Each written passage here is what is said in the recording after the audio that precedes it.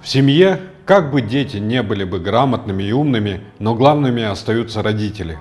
Представьте, что наш Кыргызстан – это мама, а народ Кыргызстана – это наш отец. А все мы, в том числе политики, власть, оппозиция, гражданское общество и любой гражданин – это дети. Наша страна и наш народ дали нам образование, пытаются обуть, одеть, накормить, чтобы мы не чувствовали себя хуже других и имели широкий круг общения и разговаривали со всеми на равных. Сейчас настал момент, когда старшие дети должны взять ответственность на себя. Кто бы ты ни был, академик, политик, хан или кто еще, главным в семье остается отец, а хозяйка – мама. Настал момент, когда мы должны забыть все обиды, распри и наплевать на свою гордость и объединиться. Образно говоря, начать ухаживать, любить, заботиться, помогать и защищать своих родителей, то есть страну и народ. Ненужная гордость и борьба за власть ни к чему хорошему не привели. Мы из-за деления на кланы, алчности и жадности и так потеряли много земель. Нас раскидало по всему миру. Часть живет где-то в Китае, в Памире, а миллионы блуждают мигрантами в других странах. Мы не можем стоять в стороне и наблюдать, как отрезают куски от нашей матери, убивают отца, насилуют братьев и сестер.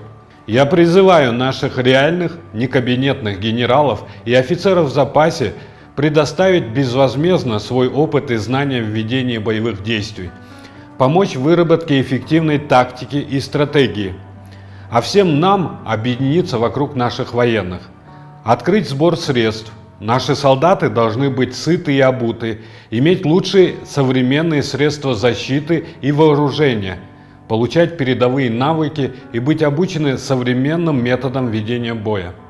На сегодняшний день статус солдата, офицера даже выше статуса президента. Обращаюсь к реальным профессиональным дипломатам, которые умеют вести переговоры. Как говорится в кыргызском языке, «Караңгырда көз тапкан, капилетте сөз тапкан», которые могут найти в любой ситуации выход и которые могут донести это словами. Ваш опыт также нужен стране. Обращаюсь к профессионалам, ветеранам органов национальной безопасности.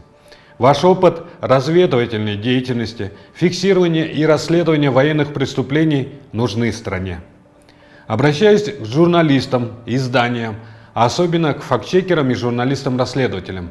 Разоблачайте пропаганду диктатора, оккупанта и агрессора Эмомали Рахмона.